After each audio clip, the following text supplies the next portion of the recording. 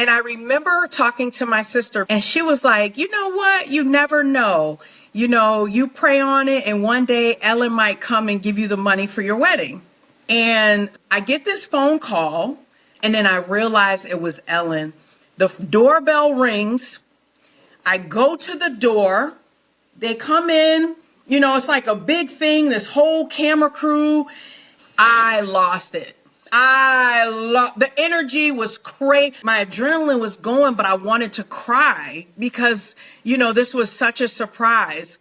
And we play and end up winning $20,000. I believe I manifested it. It felt like an out of body experience because it was like, how does this happen?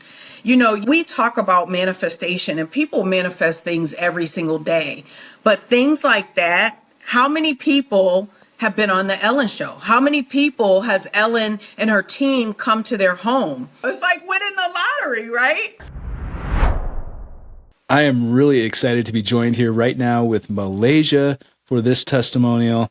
She has a really inspirational story. She was actually on the Ellen show and won $20,000.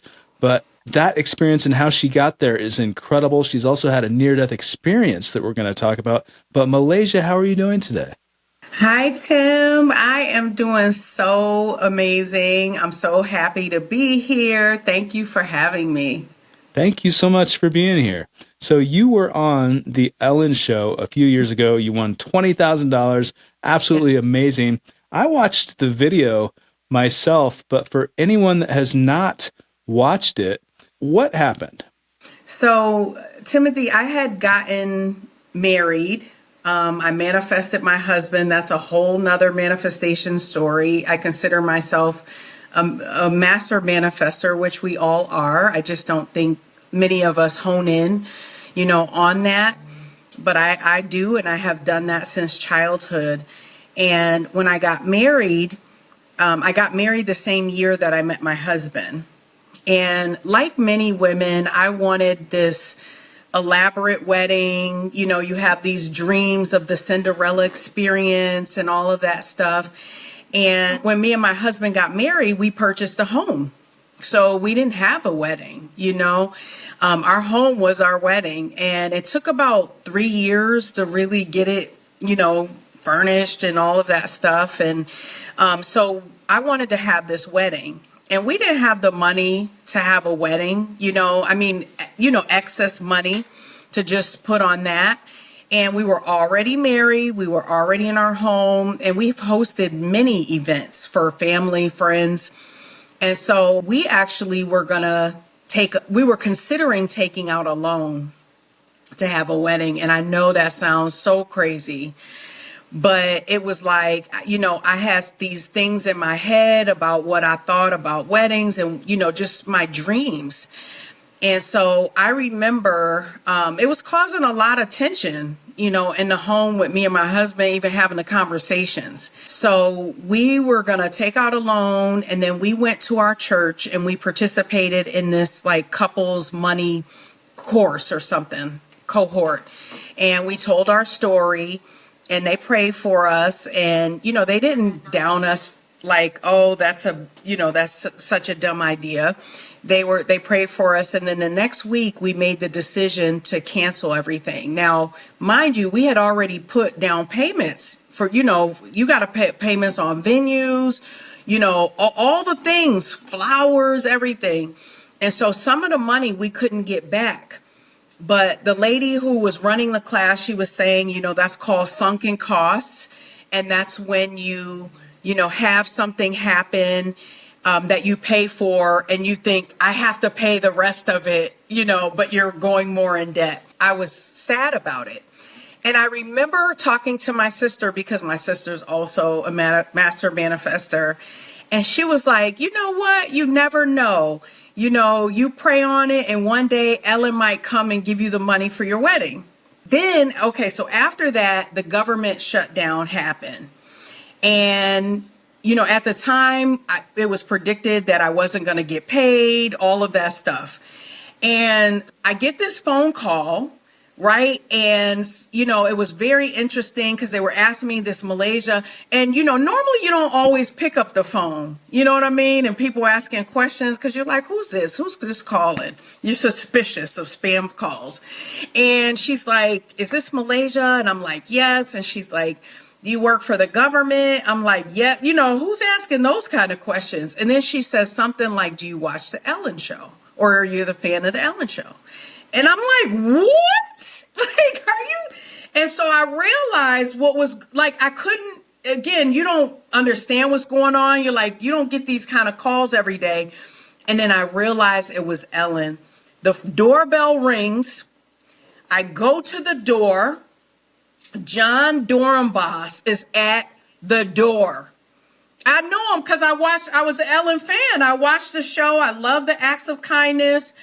And so I'm like, what is going on? So again, they come in, it's like a big thing, this whole camera crew.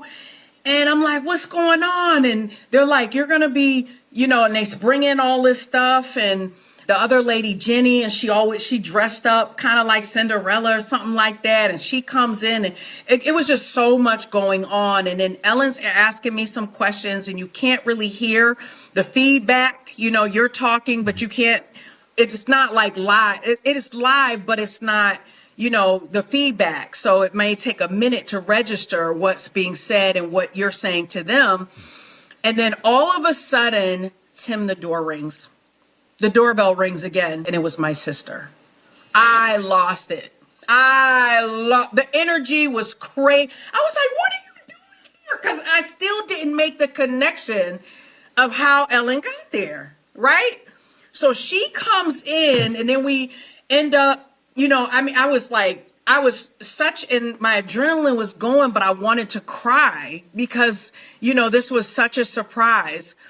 And so she comes in and we play, I think it was Dorenbos for dollars or something like that, and end up winning $20,000. Wow. Congratulations.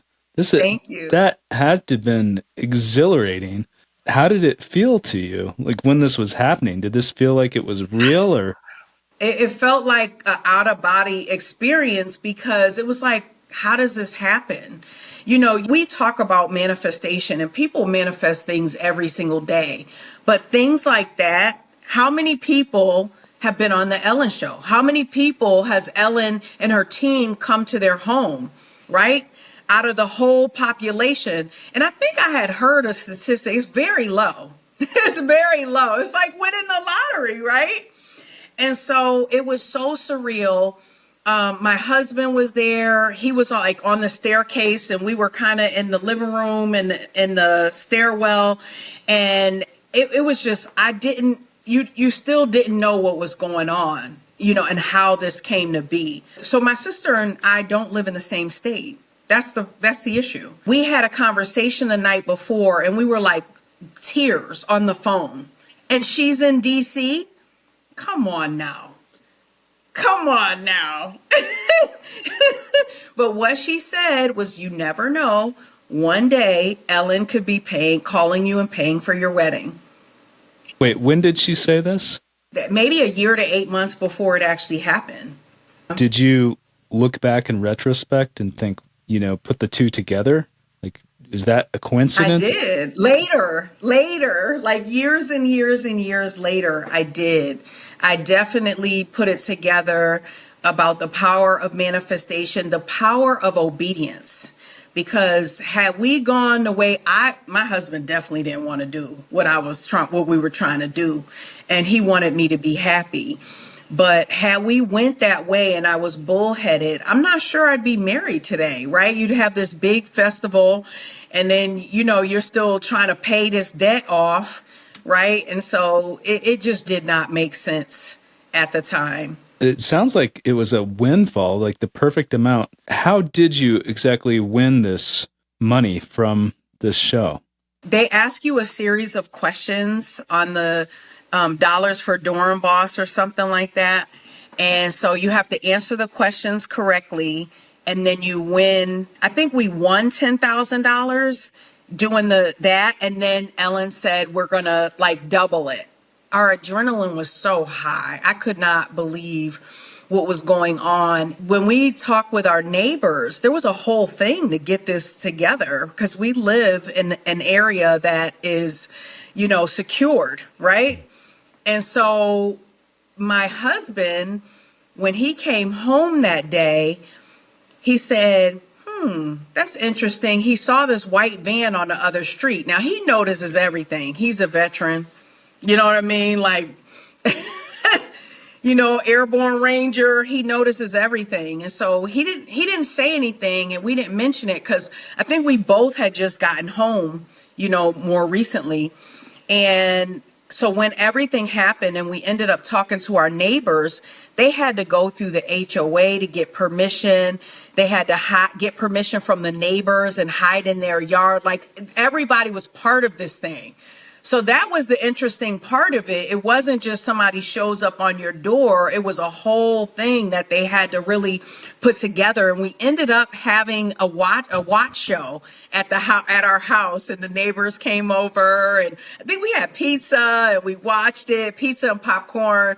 Oh, that was one day of my life that I will never forget.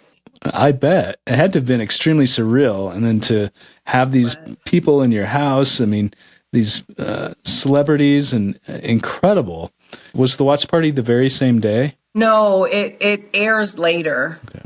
So we knew when it was going to air, and we had everybody, because you can't really talk about it before, it goes live or anything. Yep. Once we knew it was coming on, we set up the party, had it at the house, and everybody came. I mean, everybody was so excited. Oh, it just brought so much joy to everybody. You know what I mean? The whole neighborhood. Yeah, I completely understand. It's kind of like when I know this is not exactly the lottery, but you overcame the odds and got on this show. And it's kind of like when people win the lottery. I experienced this, and a lot of people experience this.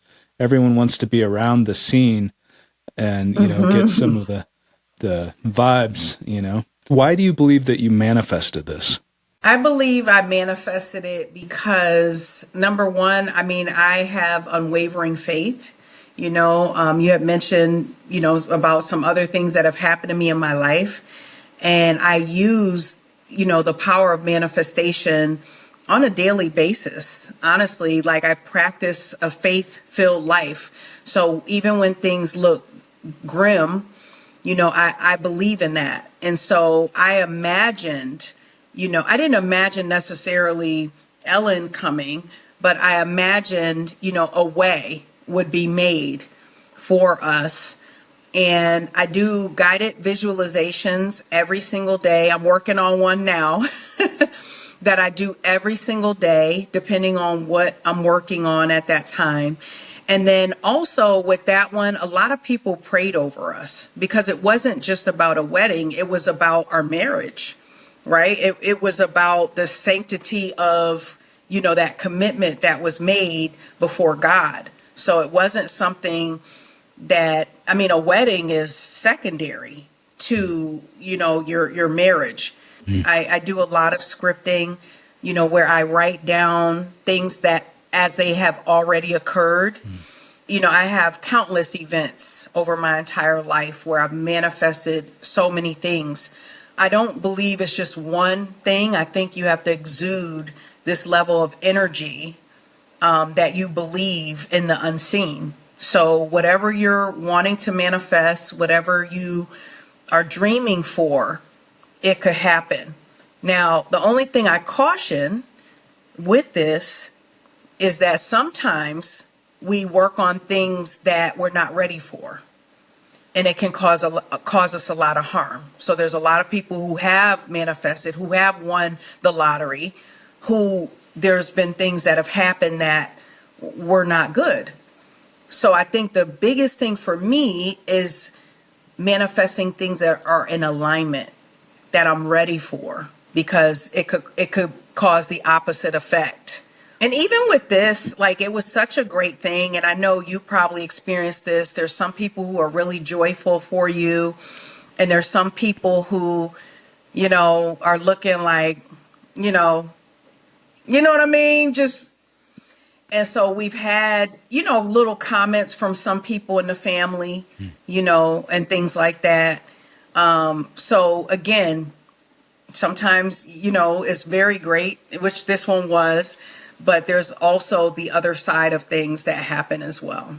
And would you say that the other side of things, that it matters how you look at that as well?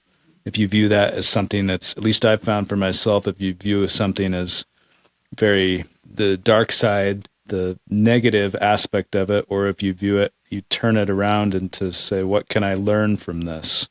I don't know. I mean, we use words and terminology that meet our human mind, right? Our conscious mind.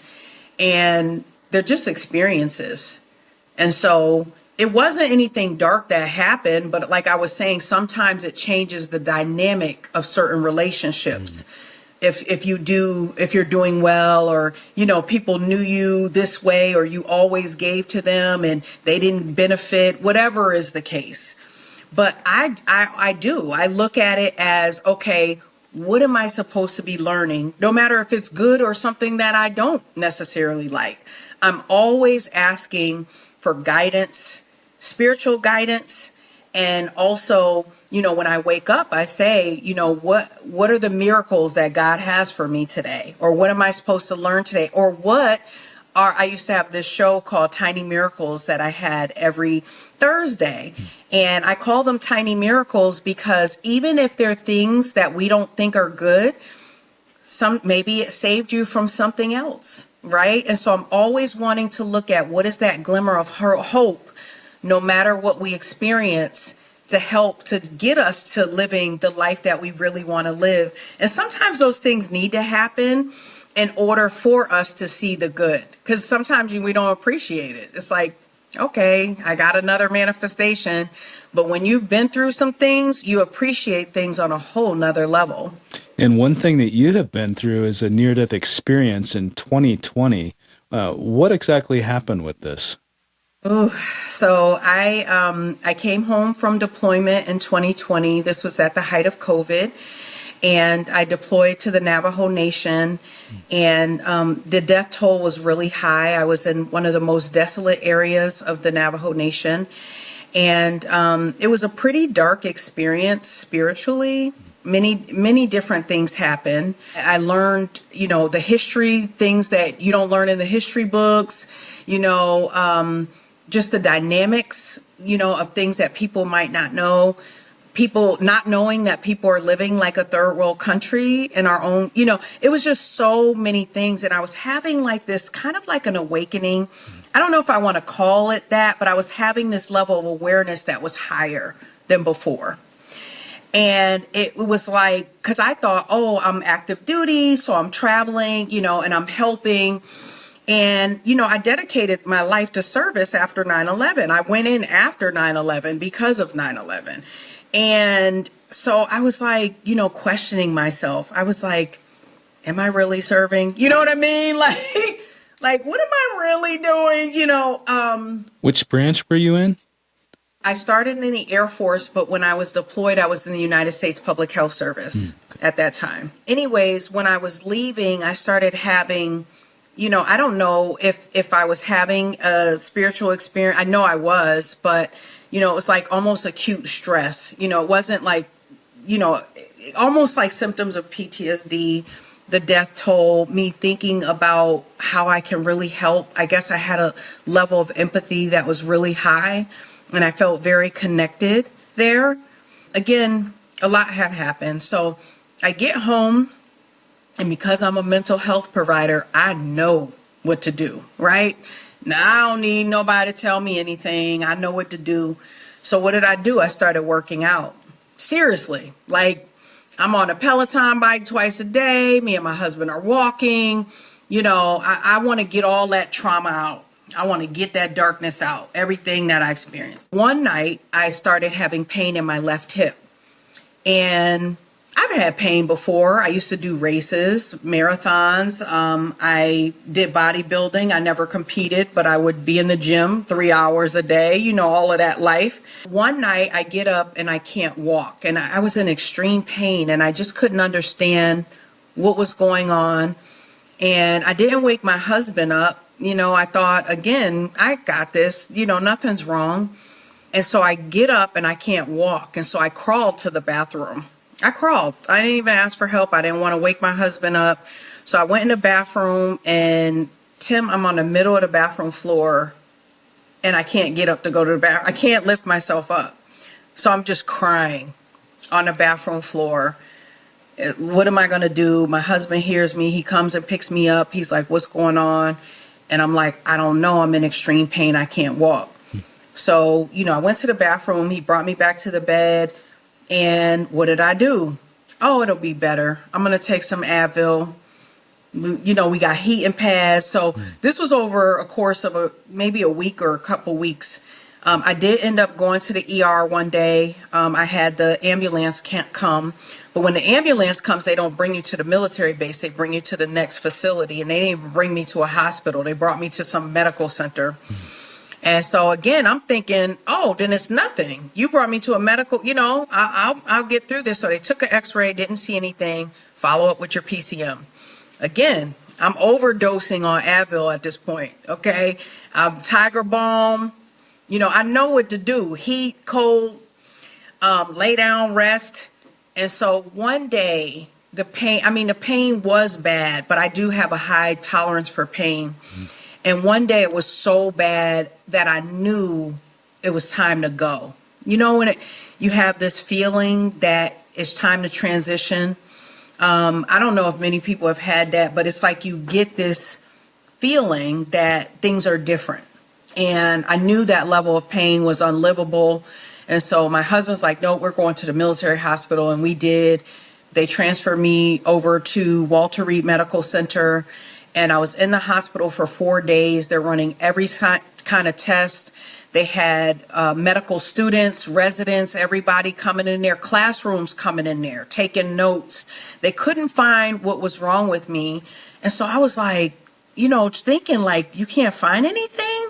In the meantime, I was calling my family, sending texts. I was making amends with God.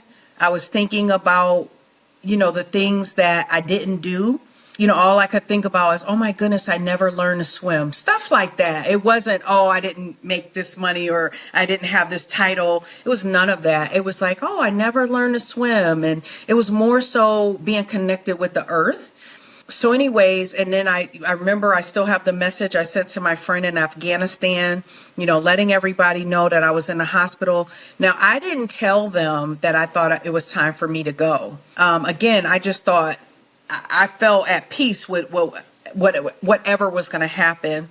So the doctor came in 4 days later and said, Captain Harrell, we can't find anything. We're going to send you home today.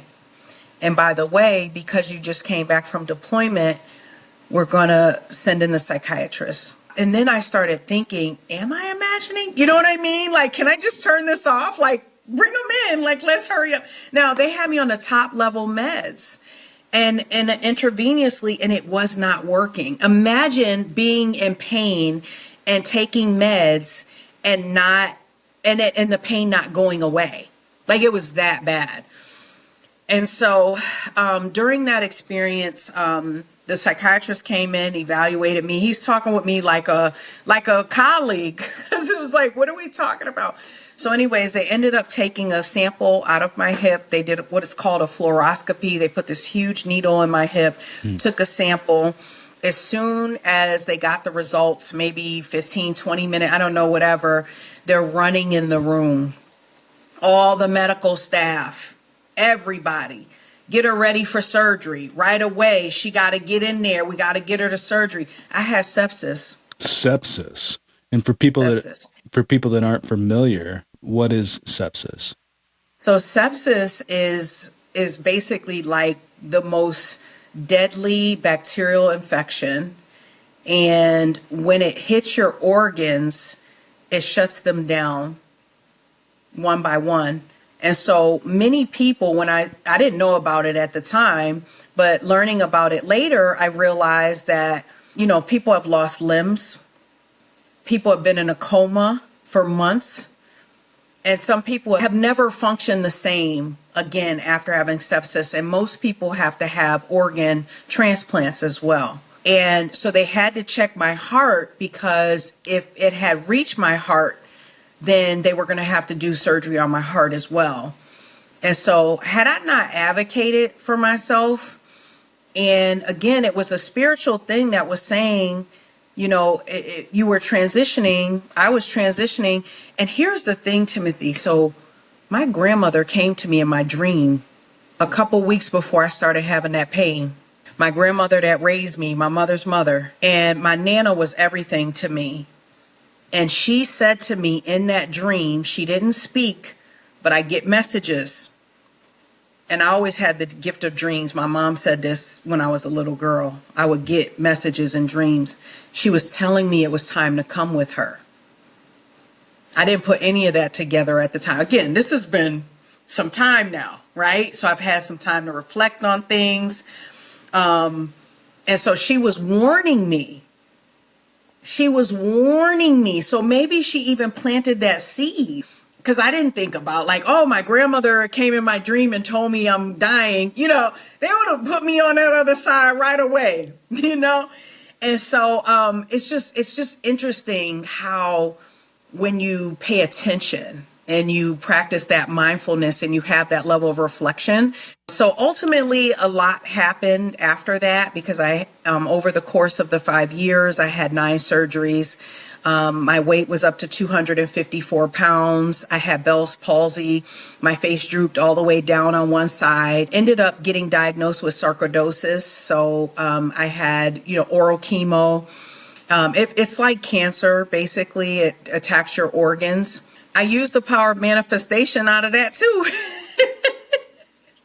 Yes. Oh my gosh. So it sounds like you have been through a lot, and it kind of reminds me of at hospices and such, they say that kind of the veil between this world and the next kind of thins, or people start having experiences or feeling as if, they're getting close. So your body didn't actually die, but it sounds like you were getting close and you were having these experiences. So with this recovery, how did this happen? Because you believe you manifested yourself back to health. So what did you do? So while I was in the hospital, again, visualization, I was high the whole time. So while I was still in the, because I had to go to rehab after that, because I had a hip replacement. Well, they put a spacer in my hip because I couldn't get the full hip replacement until all the bacteria was out. So it took several months. So I had 3 surgeries within a couple of months, big surgeries too. So I think my body went into shock after that, and that's when I got the autoimmune, and my body was like, oh, I don't like this kind of thing. My hair fell out. Everything happened.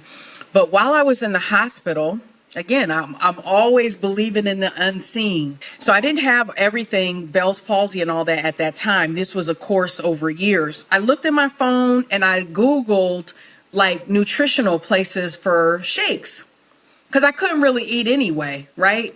On all those meds. So I had my husband go to this place and pick up shakes. Now, when I called the lady on the phone, I told her, it was a lady from Korea. I'll never forget. Her name is Marcy. I told her my story. Hey, I'm in the hospital right now. I need to heal myself. Because I believe that we're an active participant in our healing. If someone just says, well, I'm just going to pray and that's it, you could, but you have to be an active, co-creator with the information that you're given. She was like, I'm going to make some special shakes for you. And she said, and when you get out, I want you to come over here to meet with me. We're going to get you healthy. I told her everything. So he was picking up shakes several times a week for me. They were like fruits and vegetables, and she was putting in different supplements and stuff like that. I had my husband contact my stylist to get me clothes. So they brought me clothes to the hospital, and every day I changed into my clothes, and then I only wore the hospital clothes at night. Not when I was in an acute situation. I was there for a long time. But so I would put my unit on. I have clothes. You wouldn't have known I was in the hospital.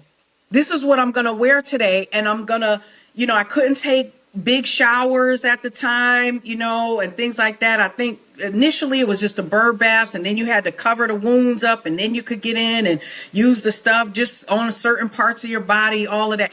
But I got him to bring my smell good. So I smell good. I look good. I'm going to heal.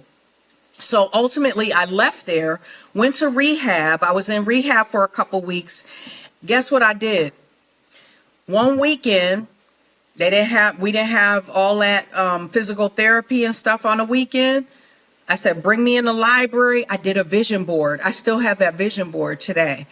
I put a yacht on there, all the things that I wanted to manifest. And I put health. Health was first. Like I did all the health stuff and retreats. I wanted to do retreats.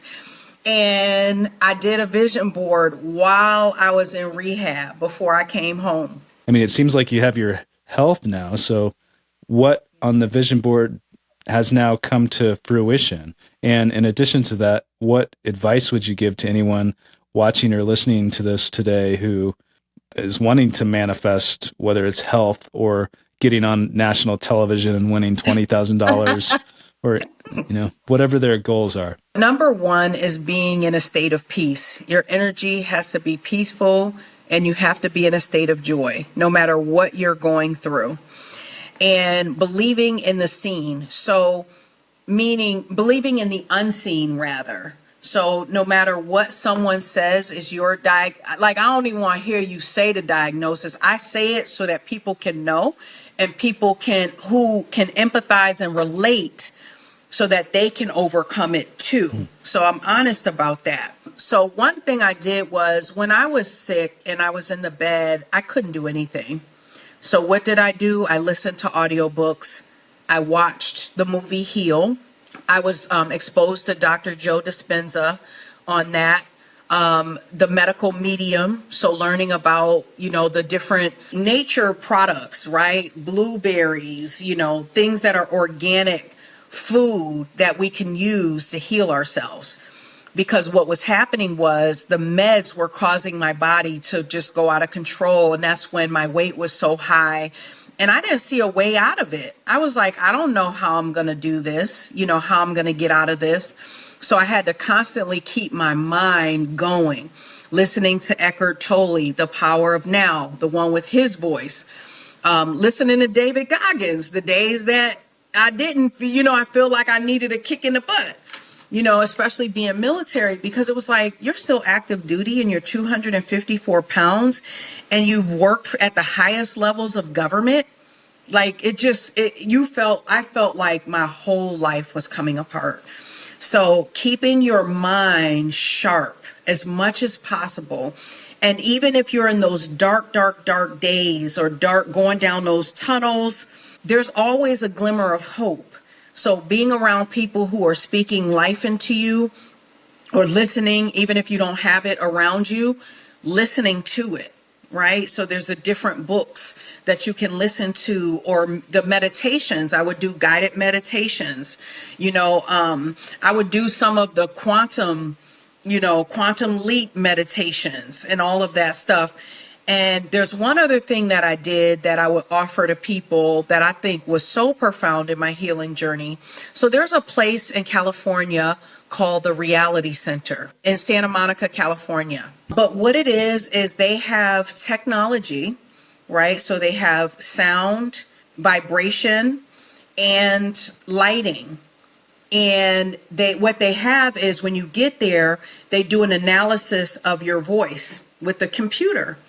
And they're able to determine where the energy is in your body. So if you're on fight or flight or you had trauma, it's probably going to be in the top, just your head, because your body's not, you're not feeling anything.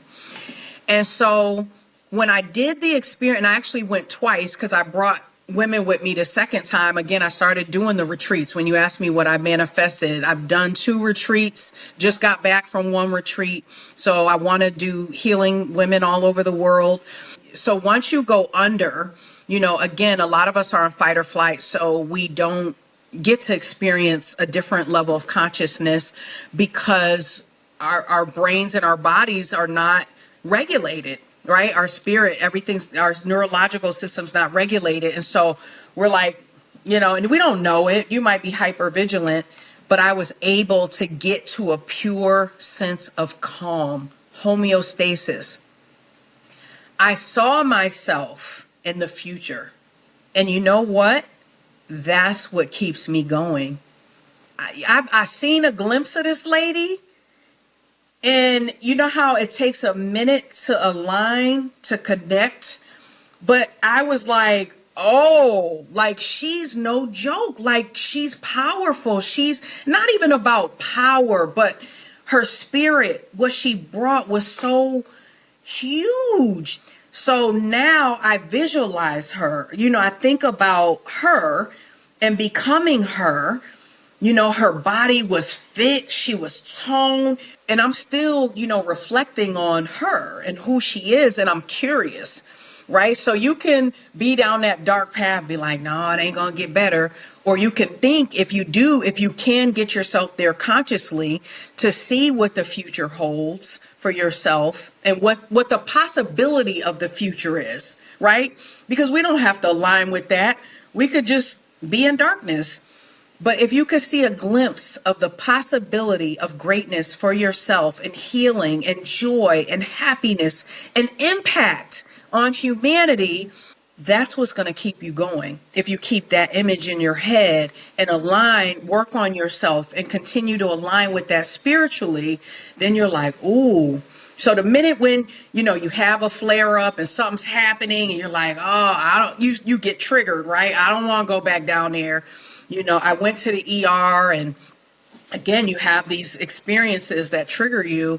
You're like, you smell the saline, you smell the alcohol. It just brings you back, and you're like, no, I'm not going back. Let me get into my visualizations. Let me get into my meditation, deep meditation. Let me get into my scripting. And then there's one book. There's so many books, and me watching your show, I've learned a lot of them that I was like, oh, that's interesting. But The Science of Getting Rich, just really if you need okay, I just need a cliff note and I'm not real spiritual yet, or whatever is that case, read that book. And then the other one, if you've already read that one, is Psycho-Cybernetics. All my clients that I do coaching with, I tell everybody to read that book. So that one is amazing. And it's by a psychologist. So it's like there's real, and I teach too. I teach at a university. And so I'm teaching this mindfulness stuff. And I was teaching autogenics yesterday and how, you can self-hypnotize yourself. Your spirit is one thing because we are spiritual beings, I believe, having human experiences. Everyone says that. But if you can train your mind to allow your spirit to feel and to experience things before it comes, it's going to come. And you said something that I want to touch on just a little bit. I know we're running short on time here, but you said feel.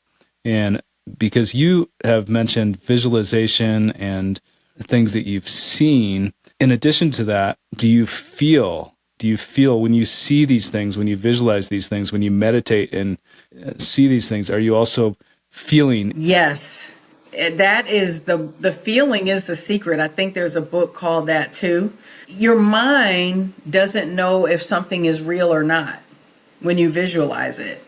So if you imagine, and you can do these little exercises with yourself, but I take clients or patients through. So I do this practice where it teaches you mindfulness through imagining that we're experiencing a lemon.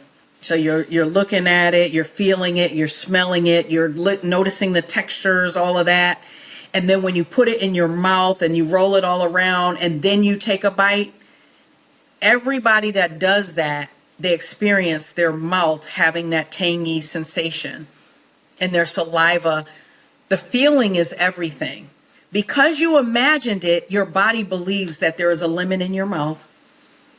So sometimes we get really, it's hard to imagine for some people that they're in this house or whatever they're trying to manifest. But if you imagine yourself doing it and feeling the way you would feel when you're doing it, you're aligning with it. Your spirit is aligning with it. And when it happens, you're drawing yourself towards that. That is one of the biggest things, is not just the vision with visualization, but the feeling. The feeling is very important. So if you start to continue to visualize things and you don't feel it, maybe it's not something that, I'm really aligned with, right? Or, maybe just not now, right? But as you continue to do it and you practice it, that's how you learn. But I think it's important to start with something that you automatically know you can have a feeling with. So just imagining the day that, I don't know, you won the trophy at the race. How did you feel when you were a little kid and you ran this race and you got perfect attendance award, whatever was that day for you. Start with something that is easy for you to feel about. Maybe it's having a conversation with someone who has passed on and you're imagining smelling their baked goods and you're sitting with them, whatever that is, because you can do something that you are aligned with, that you love. Start with those and then, work on the other thing that you're trying to manifest. Malaysia, thank you very much. This is very inspirational. I have questions that could go on for easily another hour, but I know we're running kind of short on time and I respect your time. So where can people find more about you, on social media, or where can people find you? On Instagram, I'm Malaysia H. Harrell. I think the same on TikTok, Malaysia Harrell on LinkedIn as well. Facebook, I have an outward, my profile page, Malaysia Harrell as well, and MalaysiaHarrell.com. Amazing. And we will put that in the description if you're watching this on YouTube, or in the show notes if you're listening to this today. Malaysia, is there anything else that you want to say that I didn't ask, or maybe I just don't know enough to ask? Everything is already inside of you. I know that sounds cliche. When I was going through that, it wasn't easy just to say, oh, I'm a manifester. I feel great. I'm going to see the glimmer. No, it wasn't like that every day. And I had to get something tattooed on my arm to remind me. And it says the art of surrender. Surrender is the biggest art that you can practice. Once you surrender that thing over to the divine, your higher power, and allow it to happen, not like it has to happen exactly like this, because there may be a better way. I think our human mind can't always conceive what God's plan for our life is. And so if you practice the art of surrender, what's already inside of you will come to your conscious mind and you'll see it, because the answer is already there. It's just you have to be ready and prepared and maybe release some things in order to receive. That is beautiful. Well, thank you very much for your time today. Thanks for having me. Yeah, thanks for sharing your insights, and it's very inspirational, but it's so nice to meet you. Thank you so much for being here today. And thank you for having me. And I love your show. I binge watch everything because it's so aligned, not just manifestation, but I think it's going to elevate humanity. So I thank you for that. Oh, thank you. Thank you. I hit $125,000. Right before it happened, I just visualized the jackpot win. Closed my eyes and pictured it happening. I have had dreams that I've won. But I wasn't shocked at all because I just had played it through my mind. Anything's possible. We can create anything we want.